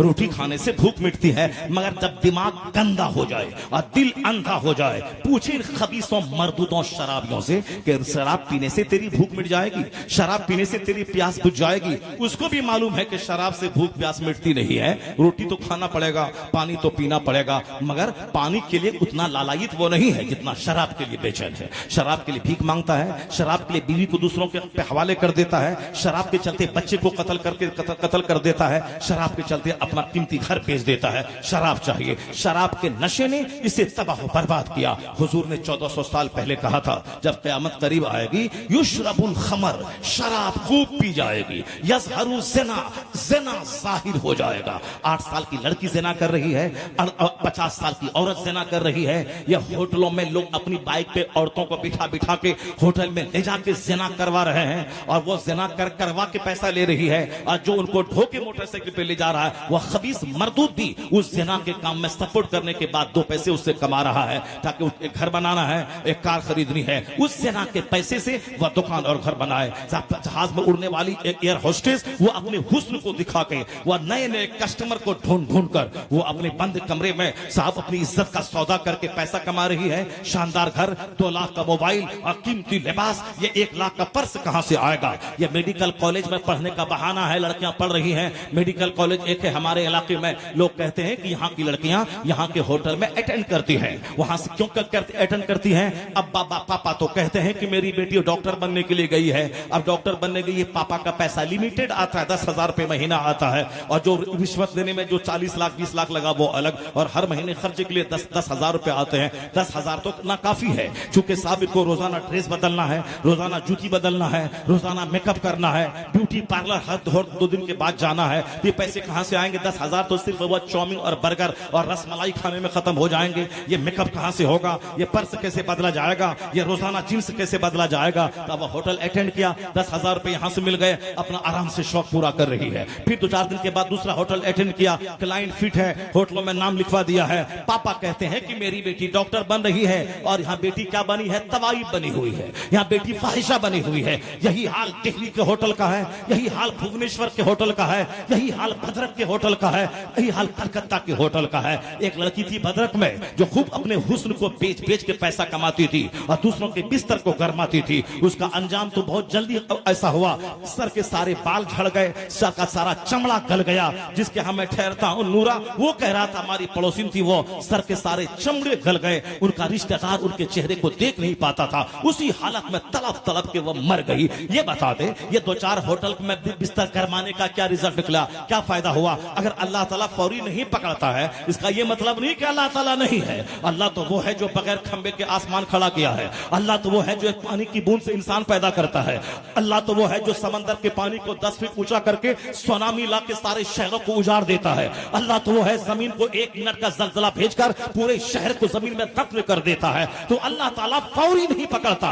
जब बंदा ढेठ हो जाता है, गुनाहों पे दिलेर हो जाता है, तब अल्लाह ताला बंदों को जलील करने के लिए सुनामी भेजता है, जलजला भेजता है, अज़ाब आम भेजता है, कोरोना भेजता है, तबाही और बर्बादी का तबाही और बर्बादी लाने वाला तूफान भेजता है। जरा गौर से सुनो, ए मोमिन, तुम कहता है अल्लाह कहां है, रसूलुल्लाह कहां हैं? मुसलमान तबाह हो रहे हैं, मारे जा रहे हैं, पीटे जा रहे हैं। अल्लाह कहाँ है? अल्लाह तेरी शहरत से ज्यादा करीब है, मगर ये बता दे कि तू कहाँ है?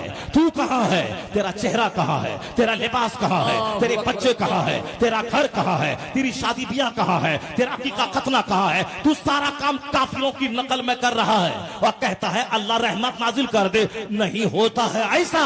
जो काम अल्लाह के महबूब मुस्तफा की नकल में होता है, नमाज नकल में, रोजा नकल में, हज ज़कात नकल में, लिबास नकल में, शादी ब्याह नकल में, अकीका खतना नकल में, मकाम की तामीर नकल में, बाल बच्चों की तरबियत नकल में, जो गुलामी मुस्तफा बनकर मुस्तफा की नकल करता है, अल्लाह हुकूमत यहां देता है, सल्तनत यहां देता है, इज्जत यहां देता है, हरियाली यहां देता है। हम मरे तो मुस्तफा के पड़ोस में जन्नत वहां। सबसे ज्यादा चर्चा अंबिया कराम में, सरकार दो जहां पे तो पूरा कुरान ही नाजिल हुआ है, सरकार का चर्चा तो है ही, लेकिन दूसरे जितने भी अंबिया कराम हैं उन सभाओं में सबसे ज्यादा चर्चा जनाब मूसा अलैहिस्सलाम का कुरान शरीफ में मौजूद है। सूरह बकरा में वहीं से चर्चा शुरू हो जाता है। अब पूरे कुरान में जहां भी पढ़ें सबसे ज्यादा मूसा अलैहिस्सलाम से रिलेटेड कहानियां बयान की गई है। जिस सूरत को आप टच करें सब में जनाब मूसा अलैहिस्सलाम की कहानियां आपको मिलेंगी। सबसे ज्यादा उनकी कहानी है। 6 लाख फौज लेकर जनाब मूसा अलैहिस्सलाम चले, किससे जिहाद करने के लिए?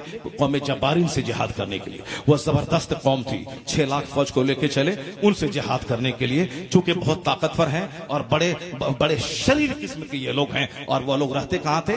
बैतुल मुकद्दस के पास रहते थे। वहां गए जनाब मूसा अलैहिस्सलाम जिहाद करने के लिए उससे। वही बैतुल मुकद्दस जहां आज यहूदी आज मुसलमानों को परेशान कर रहा है, और वो बोला था, घमंड में था कि हम 2-4 दिन में खजा तबाह कर देंगे। 4 महीने हो गए, अल्लाह ने यहूदियों का गुरूर तोड़ दिया। मुट्ठी भर नौजवानों ने उनका जीना हराम करके बता दिया कि एटम बम से जहां काम नहीं चलता है वहां सदाए तकबीर से काम चल जाता है।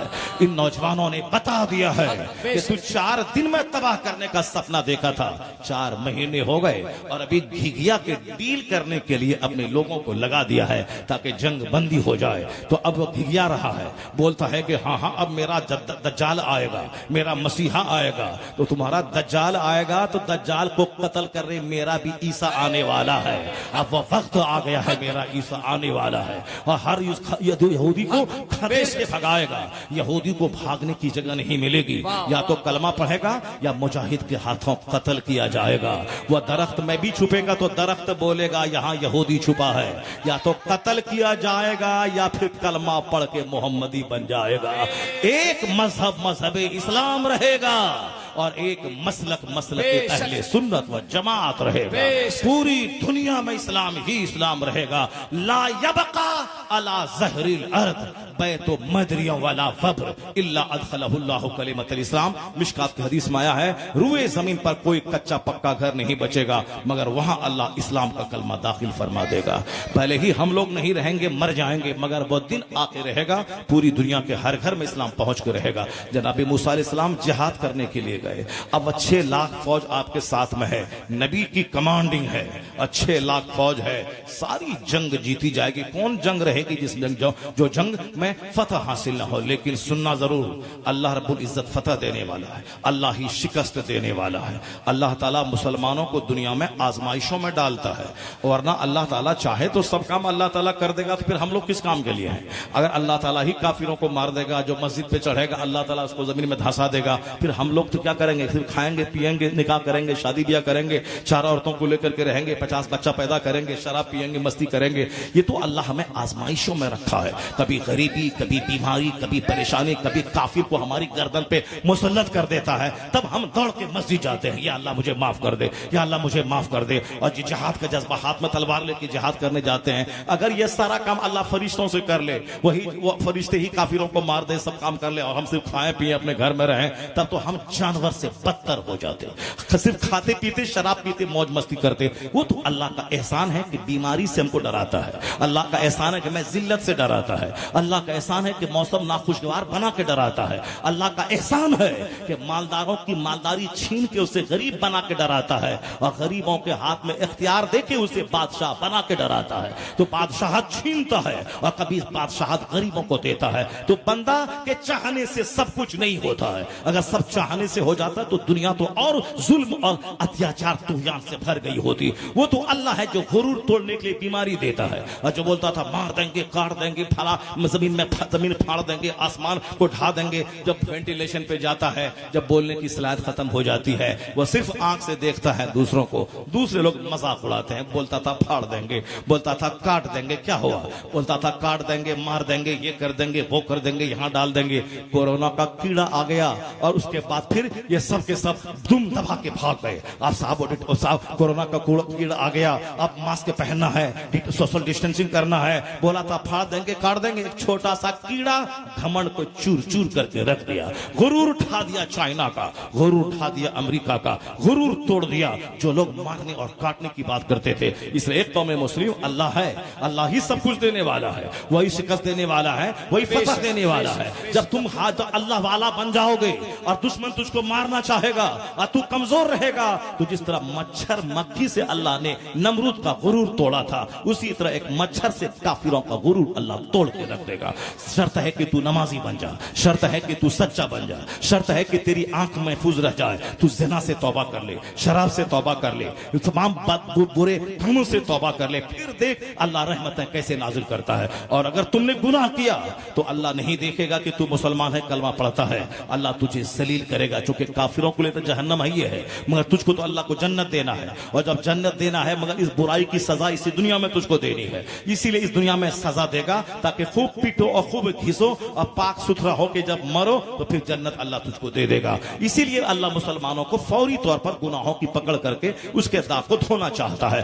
जरा गौर से सुनो मेरी बात। जनाबी मूसा अलैहिस्सलाम 6 लाख फौज लेके गए, आज जिस कौम से जिहाद करने गए वो पूरा चर्चा एक चैप्टर में है। फक़सुसिल क़सस लअल्लहुम यतफ़क्करून वतलु अलैहि नबअल्लज़ी आतैनाहु आयातिना फनसलख़ मिनहा फ़कान मिनल गावीन वलौ शिअना लरफ़अनाहु। अल्लाह कहता है कि उसी कौम में एक शख्स था जिसको अल्लाह ने अच्छा इल्म दिया था, उसको इसमें आज़म का इल्म था, वो जो दुआ मांगता था दुआ उसकी कबूल हो जाती थी, और वो बहुत बड़ा मर्तबा उसका था। अल्लाह कहता है वलो शीना लरफ़अनाहु, अगर हम चाहते तो उसको बहुत बुलंद कर देते, वलाकिन्नहु अख़लता इलल अर्द, मगर वह जमीन पकड़ के रह गया। हम उसको बुलंदी देने वाले थे मगर वह लालच में घिर गया, शहवत का गुलाम हो गया, माल दौलत का गुलाम हो गया, जमीन पकड़ लिया। हम तो उसे आसमान तक पहुंचाना चाहते थे मगर वह जमीन पकड़ लिया। जो मकान दुकान गाड़ी छकड़ा 10 लाख 20 लाख के चक्कर में पड़ गया, अल्लाह कहता है हम तो इसे जन्नत देने वाले थे, ये 2-4 पैसे के चक्कर में तबाह हो गया, या 2-4 पैसे के चक्कर में बर्बाद हो गया। हम तो इसे जन्नत सोने चांदी का महल देने वाले हैं और ये 2-4 पैसे के चक्कर में बर्बाद हो गया। यही कहानी उसमें है।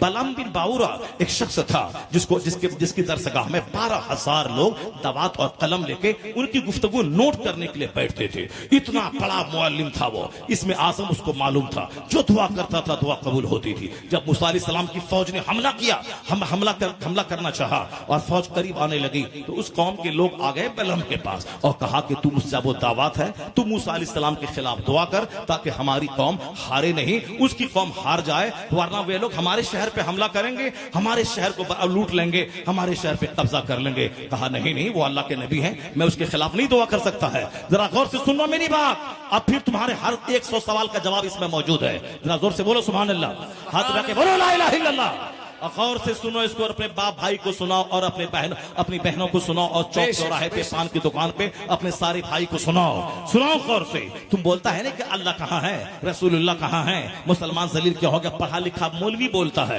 गौसे आजम कहाँ है, बगदाद लुट गया, गौसे आजम कहाँ है। तेरे 1000 सवाल का जवाब इसमें मौजूद है। फिर आके मत बोलना कि हमको समझाया नहीं गया। तू बोलता है ना कि आज हम मुसलमान हैं, नबी के गुलाम हैं, हम कलमा पढ़ने वाले हैं, हम नमाजी हैं और हम परेशान क्यों हैं। तुम्हारी इस सवाल का जवाब इसमें मौजूद है और जवाब तो वहां भी मौजूद है।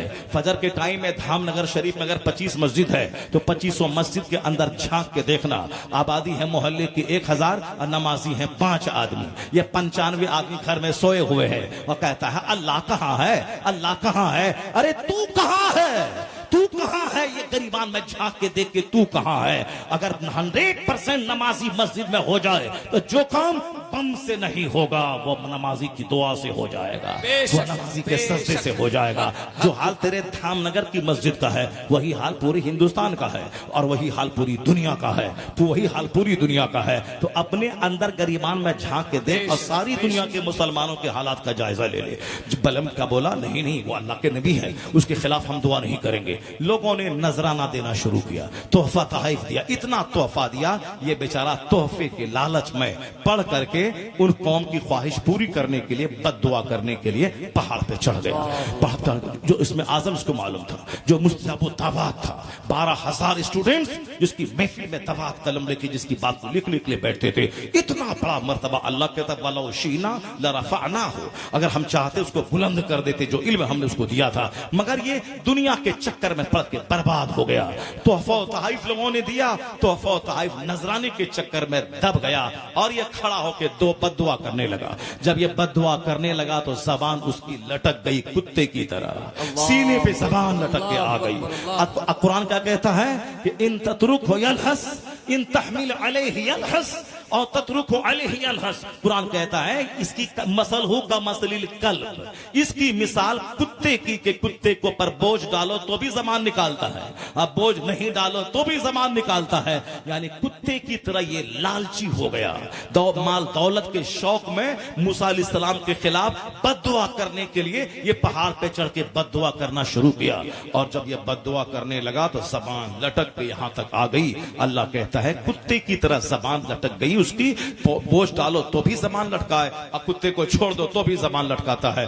पत्थर मारो तो भी कुत्ता हड्डी समझ के पलटता है, पत्थर भी मारो तो भी समझता है कि हड्डी है। जो दुनिया का हरीस, जो दुनिया का लालची है, वो पैसे के पीछे पागल रहता है, इतना पागल रहता है कि हलाल से मिले या हराम से मिले नहीं देखता, अंधा होकर सिर्फ वो माल चाहता है। अल्लाह उसे जलील कर देता। मिसाल उसकी कुत्ते जैसी के पत्थर फेंको तो भी वो पैसा हड्डी समझ करके वो पलटता है और जबान लटकाता है। मसलहु का मसलिल कल्ब, जबान लटक गई, उसी तरह सारी जिंदगी लटकी रही, वो बेजलील और रुस्वा हो गया। अब वो क्या बोला?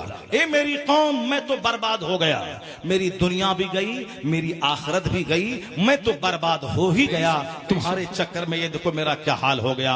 अब उन्होंने कहा अलबत्ता मेरी एक बात मान ले, एक मेरा मशवरा है, मशवरा ये है तो अगर तू चाहता है कि मूसा अलैहिस्सलाम की कौम तुझ पर गालिब नहीं आए, वो तू शिकस्त खा जाए, तो एक बात मेरी याद रख लेना, वो शिकस्त खा जाएंगे। ये बता इतना हाल बुरा हो गया है, जबान लटक गई है, दुनिया आखिरत तबाह हो गई है। अपनी कौम की मोहब्बत में वो एक गलत मशवरा उसको दे रहा है अपनी कौम के लोगों को। जरा गौर करना, अंसारी जोलाहा नदाफ शेख पठान के चक्कर में जो पढ़ के तुम लोग मस्जिद में एक और मस्जिद से बाहर जंग कर रहे हो और फिर छोटी छोटी बात में जो जंग कर रहे हो, ये सारे काफिर तुझको मिटाने के लिए एक हो गए हैं। यहूदी नसरानी एक हो गए हैं, हिंदुस्तान का राजपूत ब्राह्मण और दलित और शूद्र मुसहर ये सब बोलता हम एक हो गए हैं। ये तुमको मिटाने के लिए ये सारे एक हो गए, यहूदी नसरानी एक हो गए, और तुम हो कि शेख और जोलाहा की जंग लेके बैठे हो। उसको बेटी नहीं देंगे, उसे बेटा नहीं लेंगे, उसके कब्रिस्तान में नहीं जाएंगे, उसको मस्जिद में आने नहीं देंगे,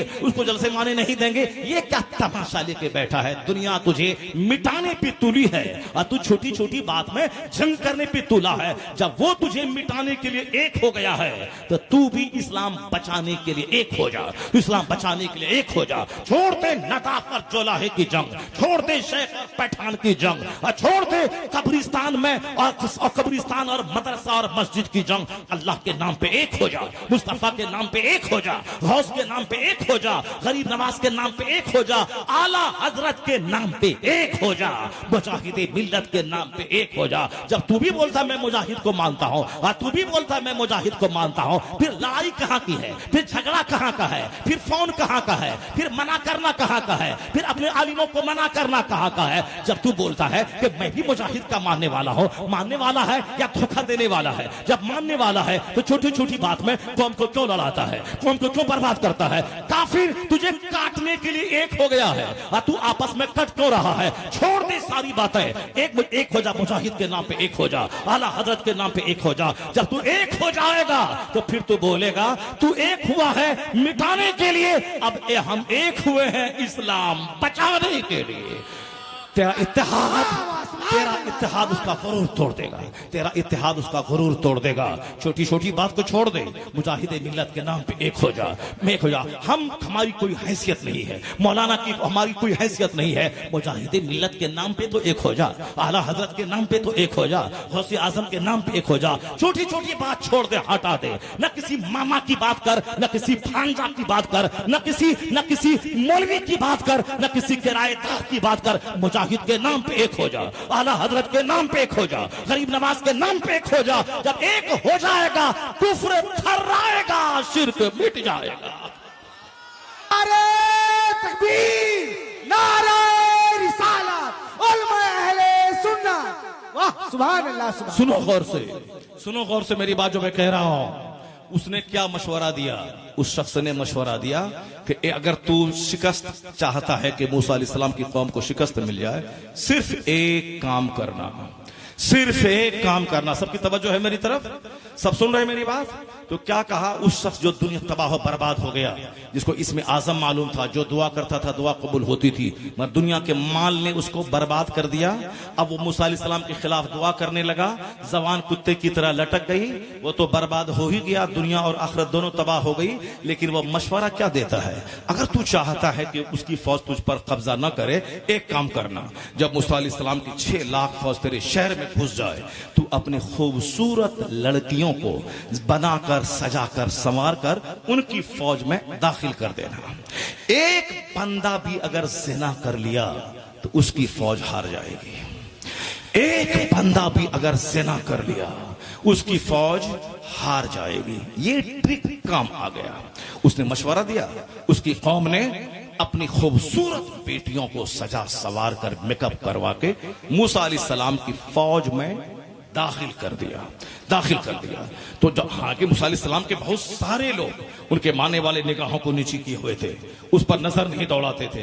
लेकिन एक रईस था मालदार, वही तुम मालदार बनना चाहता है ना, कि मालदार दौलतमंद बन जाए। मालदार को माल की तमन्ना होती है, औरत की भी तमन्ना होती है। इसलिए जितने नौकरानी से ज़िनाकारी हो रही है, अक्सर मालदारों का ही हाथ होता है। आज नौकरानी से ज़िना, काम करने वाली से ज़िना, पोछा करने वाली से ज़िना, खेत में काम करने वाली से ज़िना। बोलता है अल्लाह कहां है? चोर दरवाजे से 70 साल का बुढ़ा, वो घिनौना काम करता है। अगर लोगों के सामने बाज़ाहिर हो जाए तो दाढ़ी और जुब्बे का सारा भरम टूट जाएगा। सामने मेकअप करके चिकना बनना चाहता है। अब बंद कमरे का हाल अल्लाह को मालूम होता है। जरा गौर से सुन ले, कहता अल्लाह कहां है, रसूलुल्लाह कहां है, जरा देख लेना।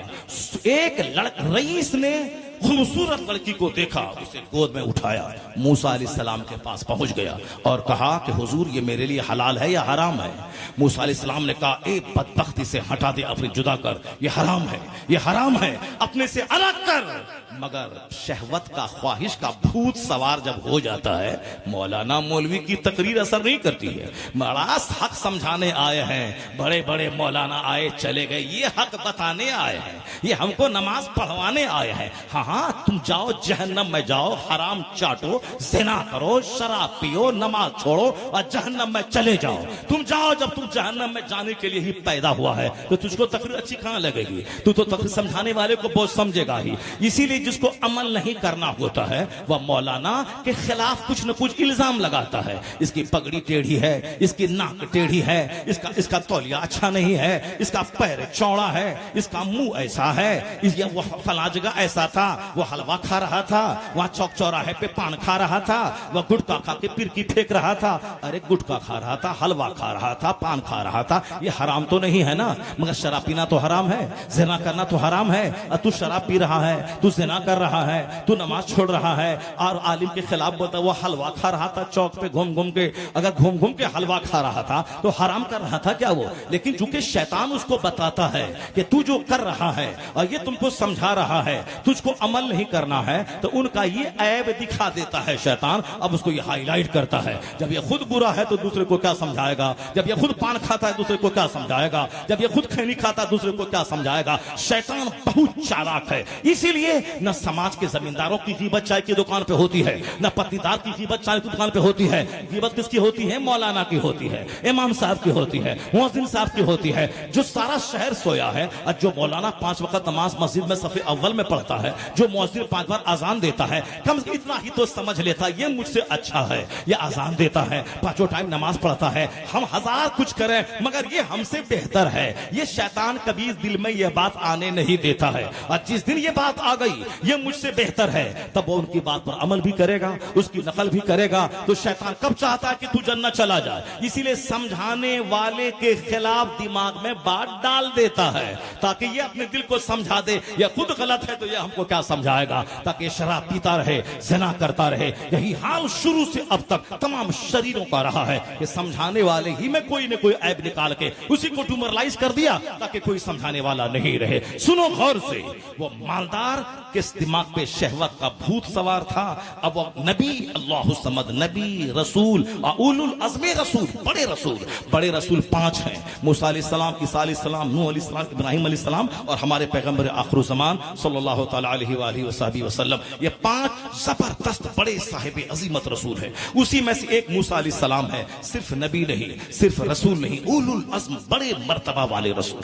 अब क्या कह रहा है वो, उन्होंने समझाया कि हराम है, ये हराम है, उसको अपने से जुदा कर, मगर चूंकि दिमाग में वो औरत बैठ चुकी थी, नशा छा चुका था, चाहे जहन्नम ही क्यों न जाए। उसी तरह आजकल नौजवान लड़के रमजान के दिनों में नई नई शादी किसी की होती है तो वो अपनी बीवी के पास दिन में रहता है, जबकि वो रोजे से रहता है, लेकिन दिमाग में कुछ शैतान तो कैद हो जाता है, लेकिन इसके नफ्स ने भूचाल मारा, अब पांव दबाती रही, उसी में उसको जो जुनून आया। अब जुनून जब चढ़ता है तो फौरन कमरे से भाग जाए, फौरन वहां से भाग जाए, वजू करके कुरान पाक पढ़ने लगे। नहीं, जहां जुनून चढ़ा वो सोच समझता कि 1 रोजा के बदले 60 रोजा रख लेंगे, सब कुछ कर लेंगे, अल्लाह माफ कर देगा। उस वक्त वह सोहबत कर लेता है। जब सोहबत से फारिग होता है तब वह रोने लगता, हाय क्या कर दिया हमने।